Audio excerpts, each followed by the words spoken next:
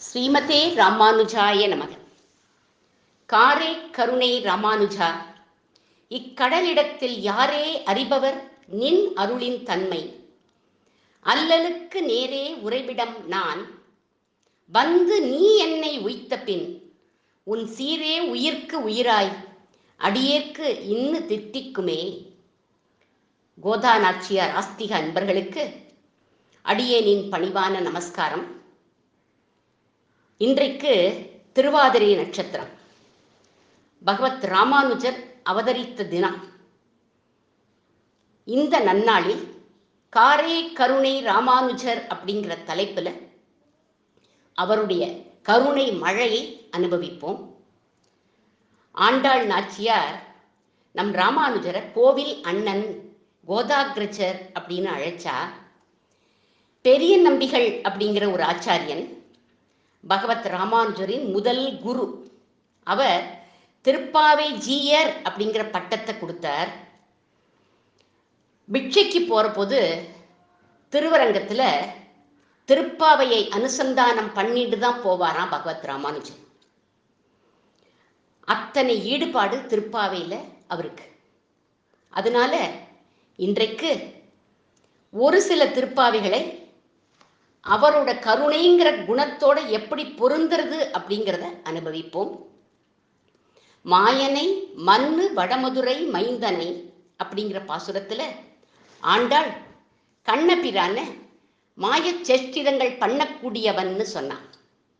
அதே மாதிரியே மாயா ஜாலத்தை புரியக்கூடியவர் நம் ராமானுஜர்.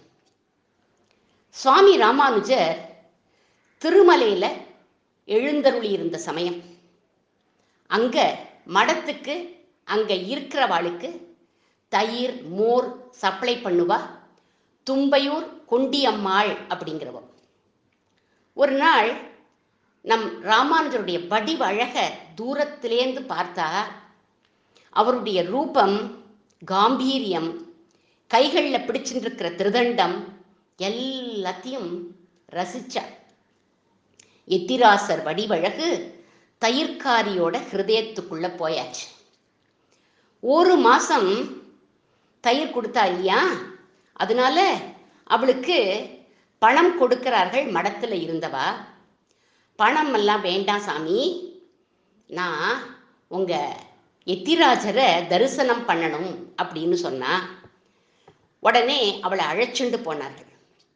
விழுந்து அவரை சேவிச்சா, கையை கட்டிண்டு நின்னா. உடனே ராமானுஜர் கேட்குற, என்னம்மா வேணும் உனக்கு அப்படின்னு கேட்ட. அப்போ உங்க எல்லாருக்கும் தயிர் கொடுத்தேன் சாமி, பணம் கொடுத்தாங்க அப்படின்னா. சரி, வாங்கிக்க வேண்டியது தானே அப்படின்னார். பணம் எல்லாம் வேண்டாம் சாமி, வச்சுண்டு நான் என்ன பண்ண போறேன், எனக்கு பரமபதத்துல ஒரு இடம் கொடுத்தா தேவலை அப்படின்னு சொன்னான். பரமபதத்துல இடமா? நான் மலையப்பன்கிட்ட கேட்குறேம்மா, கேட்டு சொல்றேன் அப்படின்னு. நீங்க கேட்கலாம் வேண்டாம் சாமி, நீங்க ஒரு கடுதாசு கொடுத்தா போறோம், மலையப்பன் கிட்ட நான் பேசிக்கிறேன். எத்தனை நம்பிக்கை ராமானுஜர் இடத்துல இவளுக்கு! இப்படி நிற்கிறாளே நம்பிக்கையோட, அவளுடைய திட விசுவாசத்தை வியக்கிறார் பகவத் ராமானுஜர். எழுதி கொடுத்தார். என்ன எழுதி கொடுத்தார்? சர்வலோக சுவாமி அனுகிரகம் பண்ணணும் அப்படின்னு எழுதி, அடியேன் தாசன் ராமானுஜன் அப்படின்னு கையெழுத்து போட்டு கொடுத்துட்டார். கடுதாச கையில வாங்கிண்டா, தயிர் மோர் பானையெல்லாம் மறந்து போயிட்டா. நேர திருப்பதி மலை ஏற ஆரம்பிச்சுட்டா. ஆனா நாம என்ன பண்ணுவோம், அவர் தான் எழுதி கொடுத்துட்டாரே அப்படின்னு கொண்டு போய், நான் அப்படிதான் பண்ணுவேன். அவர் எழுதி கொடுத்துட்டாருன்னு லாக்கர்ல கொண்டு போய் வச்சுட்டு, இன்னும் உலக சுகங்கள்லாம் அனுபவிச்சுட்டு அப்புறமா போலாமேன்னு நினைச்சுப்பேன். ஆனா அவ என்ன பண்றா, நேரம் திருப்பதி மலை ஏறுறா. எப்படி ஏறுறா? ஸ்ரீமதே ராமானுஜாய நமக, ஸ்ரீமதே ராமானுஜாய நமக அப்படின்னு சொல்லிட்டே ஏறுறா. இந்த நாமாவை சொல்லிட்டு நம்ம கூட மலை ஏறணும். அப்படி ஏறினோம்னா அதோட பலம் என்ன, அதனால நமக்கு என்ன பலன் அப்படின்னு உங்களுக்கு தெரியும். அந்த மலையப்பன் எப்பவுமே எத்திராசர் தியானத்திலேயே இருக்காராம். அவரும் எத்திராசர் வடிவழகு இப்போ மலையப்பனுடைய ஹிருதயத்துக்குள்ள இருக்கு. மலையப்பன் பார்த்தான், ஸ்ரீமதே ராமானுஜாய நமகங்கிறா, அவன் கொடுத்த கடுதாச வேற கையில வச்சுட்டு இருக்கா. இவளுக்கு நாம சீக்கிரமா அனுகிரகம் பண்ணணும், இல்லைன்னா லோகத்துல இருக்கிறவா நம்மளை மதிக்க மாட்டா. இவளுக்கு பண்ணாதான் எனக்கு பெருமைன்னு நினைச்சுண்டு இவன் படி இறங்கி கீழே வரான் ஒரு பிராமண வேஷத்துல. மலையப்பன் கீழே இறங்கினதை யாராவது கேள்விப்பட்டிருக்கேளா? அத்தனை பேரையும் அவன் ஏத்தி விடுவான், கியூல நிக்க வைப்பான், ரொம்ப நாழி ஜரிகண்டின்னு சொல்லி அனுப்பிச்சுடுவான். இப்படிதானே நமக்கெல்லாம் பழக்கம். அப்பேற்பட்டவன் கீழே இறங்கி வரான். கீழே இறங்கி வந்து எதுக்காக இறங்கி வரான் அப்படின்னா, ஸ்ரீமதே ராமானுஜாய நமக அப்படின்னு சொல்றாளே அதுக்காக இறங்கி வரானா. யாரம்மா நீ அப்படின்னு கேட்குறான். ஸ்ரீமதே ராமானுஜாய நமகன்னு வேற சொல்லிட்டு வர, கையில என்ன வச்சுட்டு இருக்க காமி அப்படின்னா, உடனே அவ சொல்றா, ஒண்ணுமில்லை சாமி, மோட்சம் வேணும், ராமானுஜர் கிட்ட கடுதாசு வாங்கியிருக்கேன், அதை அந்த மலையப்பன் கிட்ட கொடுக்கணும் அப்படின்னா, கொண்டா அப்படின்னு வாங்கினான். யார்கிட்டையும் கை நீட்டாதவன், கிருத யுகத்துல மகாபலி கிட்ட நீட்டினவன், ஏன் இவள்கிட்ட கை நீட்டி வாங்குறான் அப்படின்னா, ராமானுஜன்னு ஒரு கையெழுத்து இருக்கு, ஸ்ரீமதே ராமானுஜாய நமகன்னு வேற சொல்லிண்டு வரா, அதனால கை நீட்டி வாங்குறானா. தந்தோம் மோட்சம் நான் தலையில கைய வச்சான், அங்கேந்து அப்படியே அந்த தும்பையூர் கொண்டியம்மாள் மோட்சம் போயிட்டாள். படிக்காதவள் தான், ஞானம் இல்லாத ஒருத்தி, ராமானுஜனை பார்த்த மாத்திரத்துல பக்தி ஏற்பட்டு மோட்சம் அடைஞ்சா அப்படின்னா, நாமும் அவன் நாமத்தை ஜபிச்சா உயிர் பிரிகிற சமயம் நம்மையும் மலையப்பன் மோட்சத்துக்கு அழைச்சுண்டு போயிடுவான். காரை கருணை ராமானுஜன் அவன். எப்படிப்பட்ட மாயாஜாலம் பண்ணியிருக்கார் அந்த ராமானுஜன். அப்போ இவரும் மாயன் தானே. தயிர்காரிக்கு நல்ல கதி கிடைச்சதே, எதனால அப்படின்னா குரு கிருபையினால. இங்க யார் குரு அப்படின்னா பகவத் ராமானுஜர் குரு.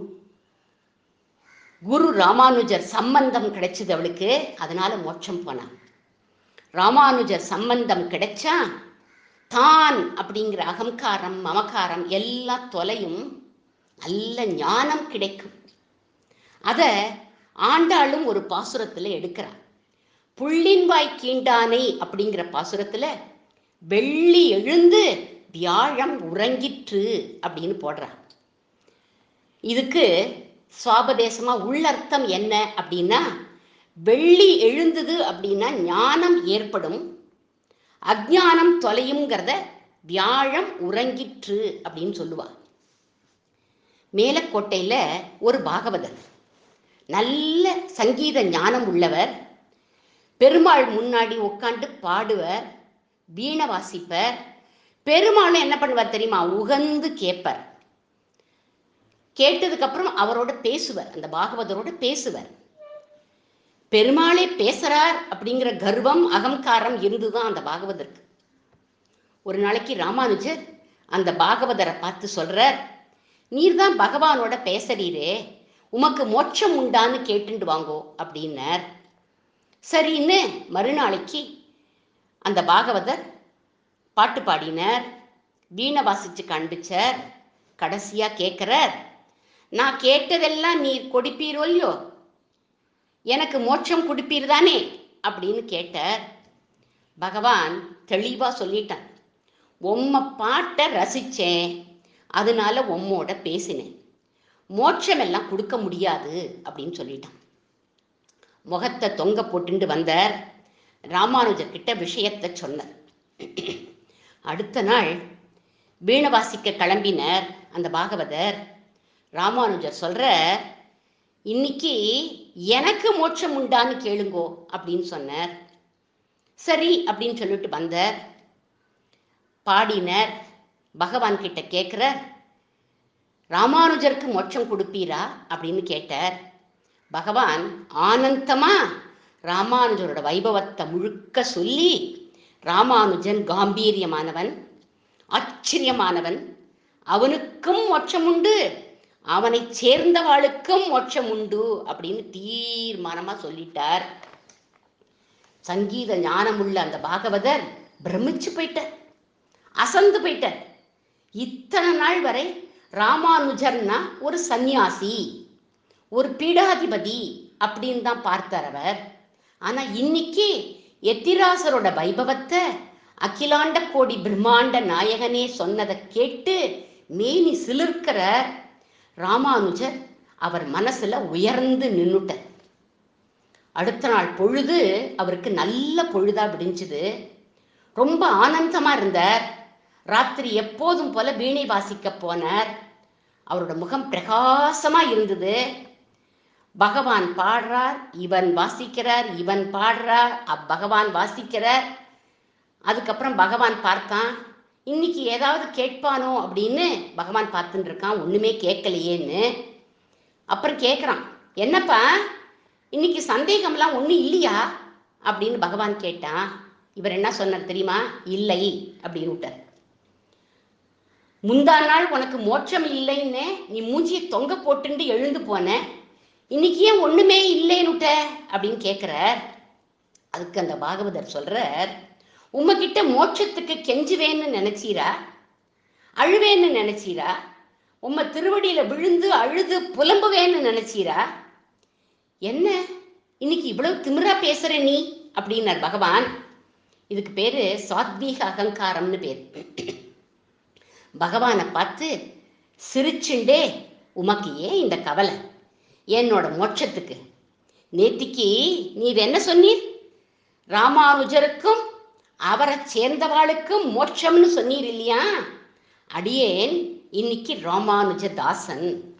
காலம்பர நான் எழுந்து அவர் திருவடிகளில் விழுந்து பஞ்சசம்ஸ்காரம் பண்ணிட்டு ராமானுஜ தாசன் ஆயாச்சு.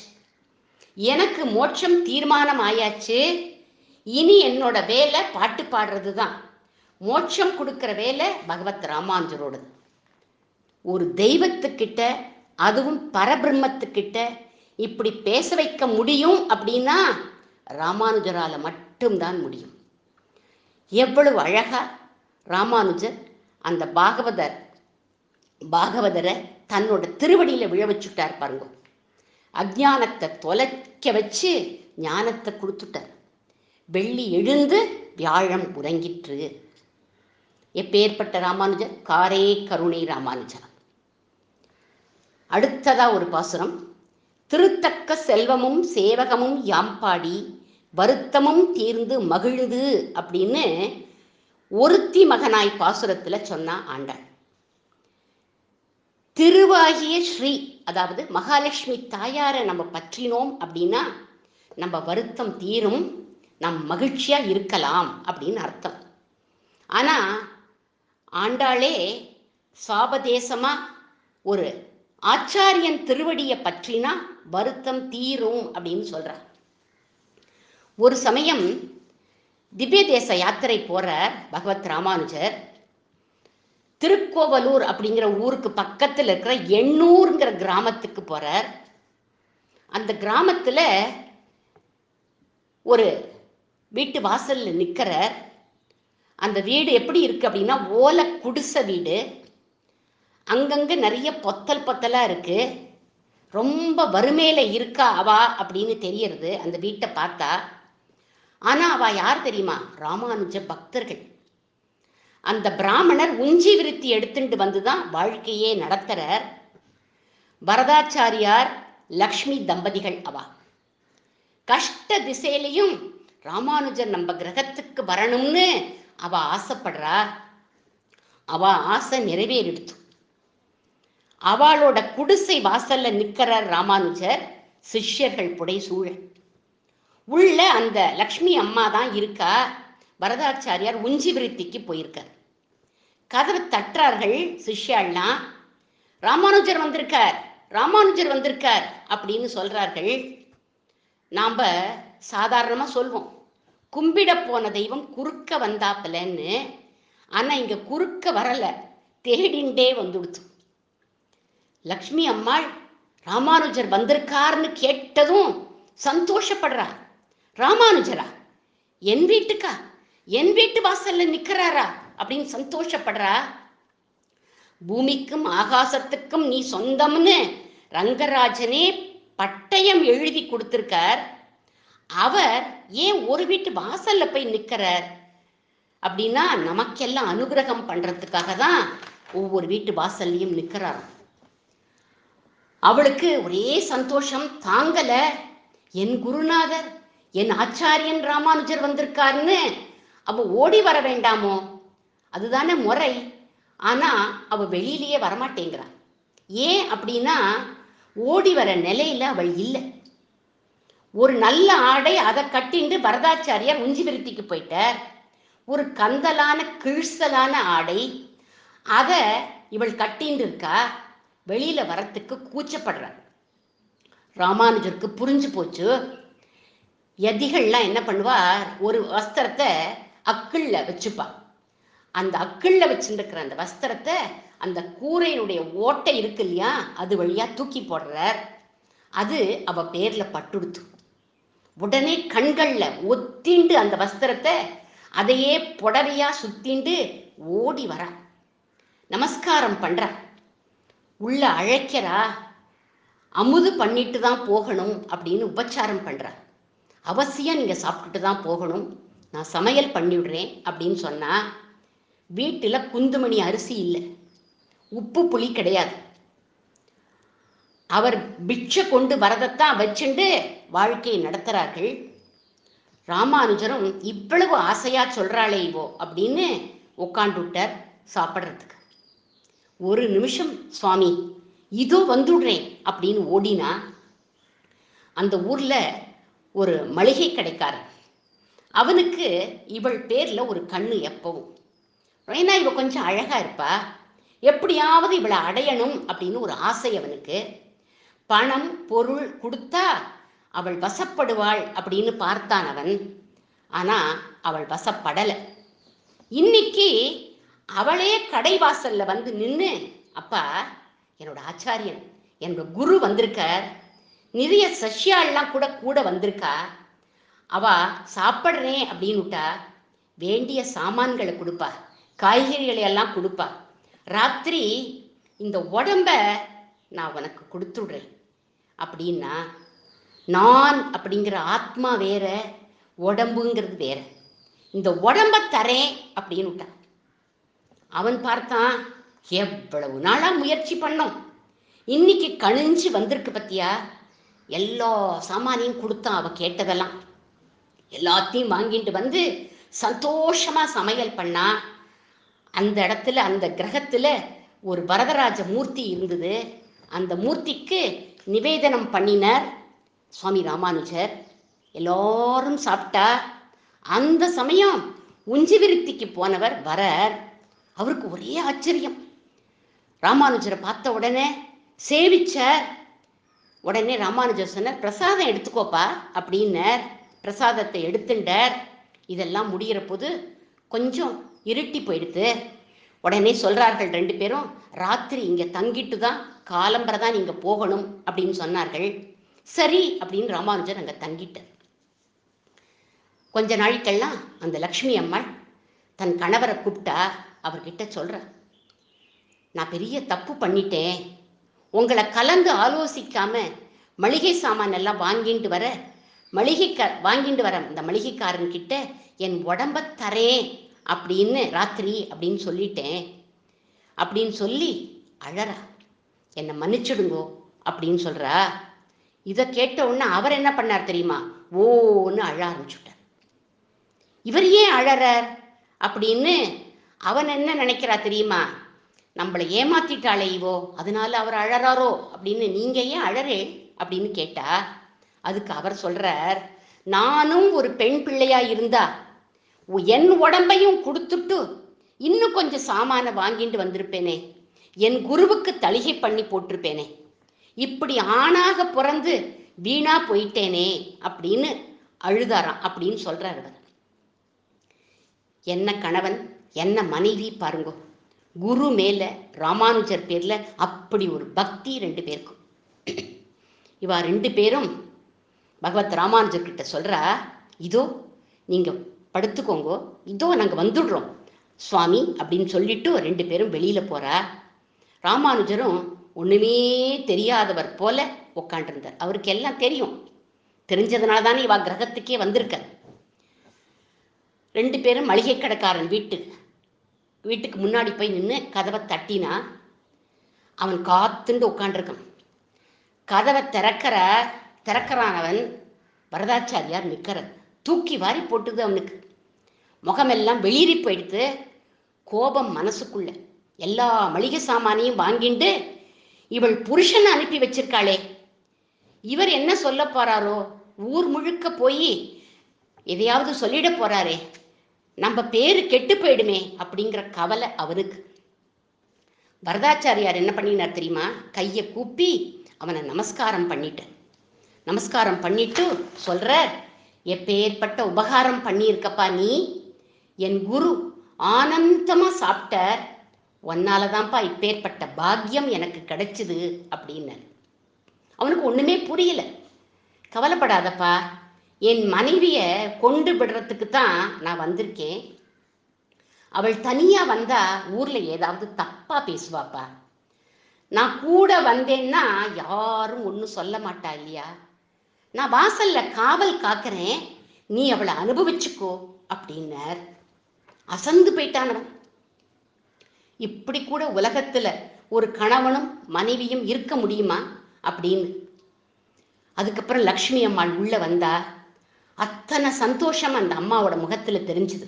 ஏன் அப்படின்னா, ராமானுஜருக்கு தளிகை பண்ணி போட்டுட்டோம் அப்படிங்கிற சந்தோஷம் அவளுக்கு. என் ஆச்சாரியன் திருவடி அலம்பின தீர்த்தம் இருக்குப்பா இதுல, அதை எடுத்துக்கிறியாப்பா அப்படின்னு கேட்டாவோ.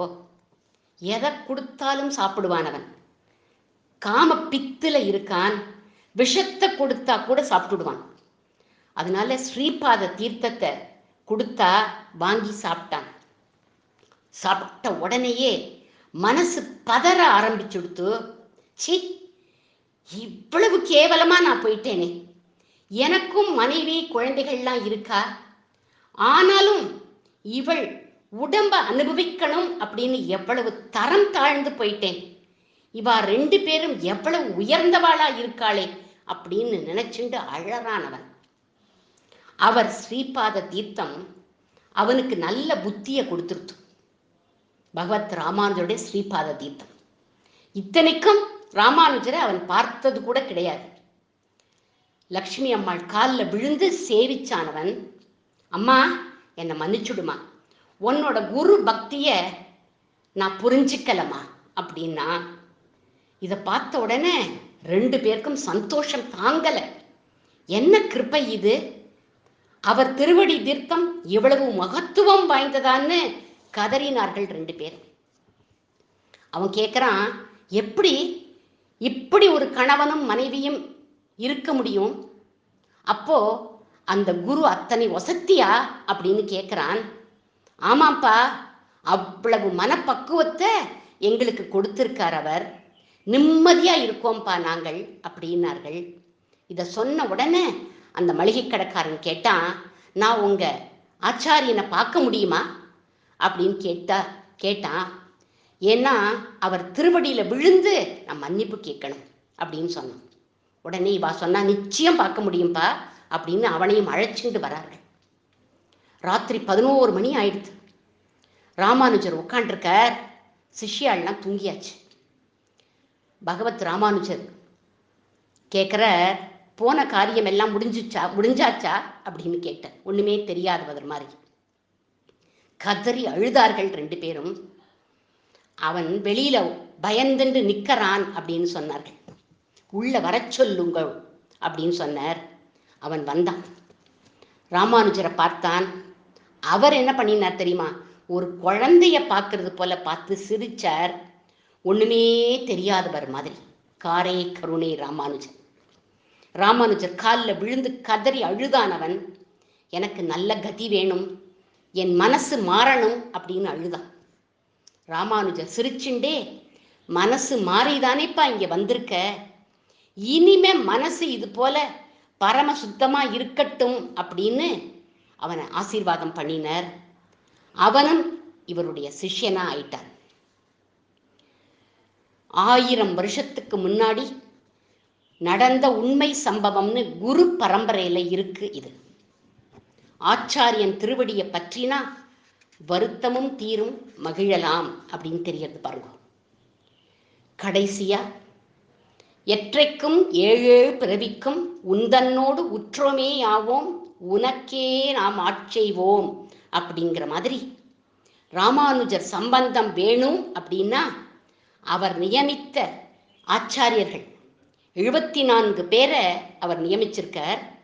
அவள்கிட்ட சரணாகதி பண்ணணும், அவர் நாமத்தை சொல்லணும், அவரை பூஜிக்கணும், அவர் சன்னதிய பலம் வரணும், அவருடைய அடியவர்களுக்கு தொண்டு புரியணும், அவரின் பிரசாதத்தையும் ஸ்ரீபாத தீர்த்தத்தையும் சுவீகரிக்கணும்.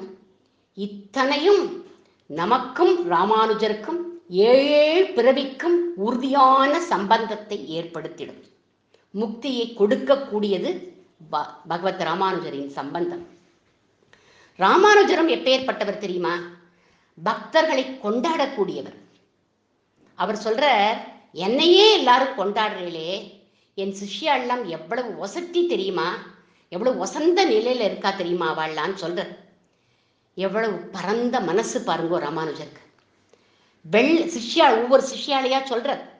வெள்ள வேட்டி கட்டிய சன்னியாசி கூறத்தாழ்வான், மனைவி சுகம் அனுபவிக்காத எம்பார், வினயத்துடன் இருப்பவர் நம் முதலியாண்டான், பிள்ளை உறங்காவல்லி தாசருங்கிறவர் அப்ராமணர், அவர் தோளில் குளிச்சதுக்கு அப்புறம் கை வச்சுண்டு வருவர். ஏன் அப்படி வரார்? அந்த நிகழ்ச்சியை சொல்றேன், கேளுங்க.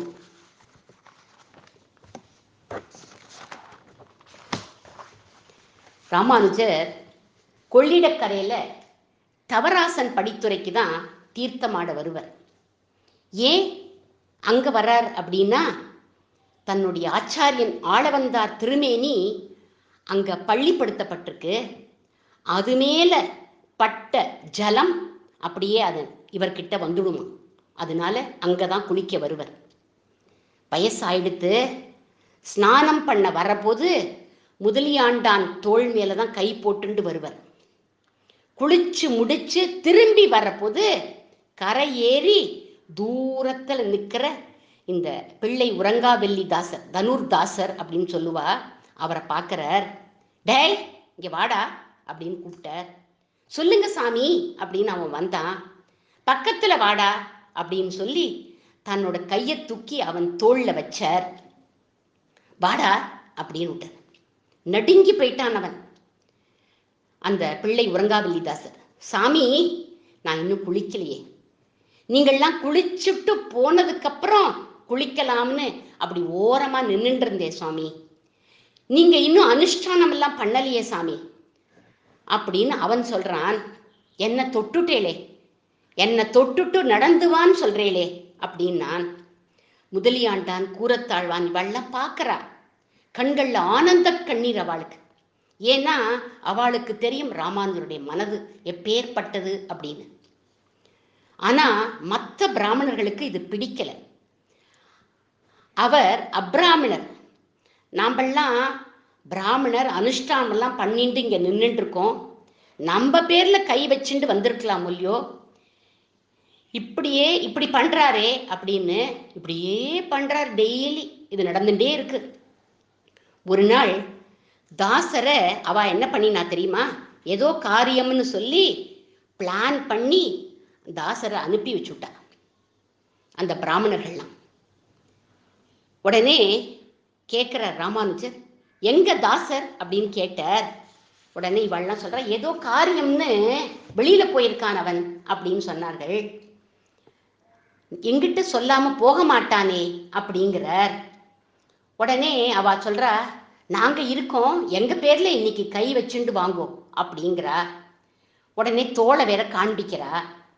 ராமானுஜர் சிரிச்சுட்டு தன் மேல் துண்டை காவிரியில நனைச்ச, அதாவது தண்ணியில நனைச்சுட்டு அந்த பிராமணோட தோள் மேல போட்டு அந்த ஈரத்துண்டு மேல தன் கையை வச்சார். உடனே வாங்கோ அப்படின்னு சொன்னார். அவ கேட்கிறா, நீங்க தாசரோட போற போது இப்படி பண்ணலையே, இன்னைக்கு இப்படி பண்றீங்களே அப்படின்னு கேட்டா, அதுக்கு ராமானுஜர் சொல்றார், தாசருடைய ஹிருதயம் முழுக்க நம்பெருமாள் நிறைஞ்சு இருக்கார், பகவான் நிறைஞ்சு இருக்கார் ரங்கநாதன். அவன்கிட்ட வித்யா கர்வம் கிடையாது, தனகர்வம் கிடையாது, குலகர்வம் கிடையாது. நான் என்னதான் ஒரு சன்னியாசியா ஆனாலும் கூட அப்பப்போ எனக்கு இந்த கர்வம் இருக்குன்னு தோன்றதுப்பா. அதனால தான் நான் என்ன பண்றேன், அவன் உடலை தீண்டி என்னுடைய கர்வத்தை அழிச்சுக்கிறேன் அப்படின்னு சொன்னார்.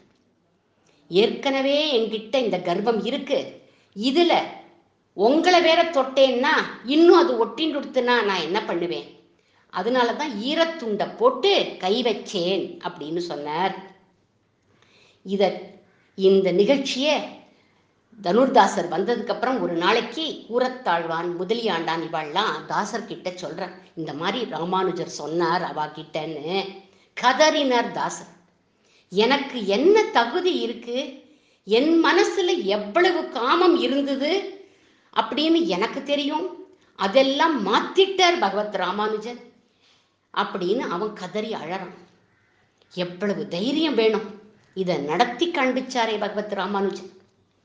இன்னைக்கும் கூட நம்மளாம் என்ன பண்றோம், அவள் அப்ராமணர்களை ஒதுக்கி தானே வைக்கிறோம், அவளோட கூட உட்கார்ந்து சாப்பிட மாட்டோம். ஆனா பகவத் ராமானுஜர் எல்லாரையும் சமமா பார்த்தவர். அவரோட விசிஷ்டாத்வைத சித்தாந்தம் அழியாம நிறைய ஆச்சாரியர்களை ஏற்படுத்தி இன்னி வரையிலும் அதை ஃபாலோ பண்ணும்படி பண்ணியவர் நம்ம பகவத் ராமானுஜன். இதுதான் நமக்கும் அவருக்கும் 7 பிறவி சம்பந்தம். அவர் திருவடியை பற்றணும், உய்ய ஒரே வழி உடையவருடைய திருவடி. காரே கருணை ராமானுஜா அவர். அவருக்கு மங்களம் பாடி அமைகிறேன். ஸ்ரீமன் மகாபூதபுரே ஸ்ரீமத் கேசவயஜ்வனக காந்திமத்யாம் பிரசூதாய யதிராஜாய மங்களம்.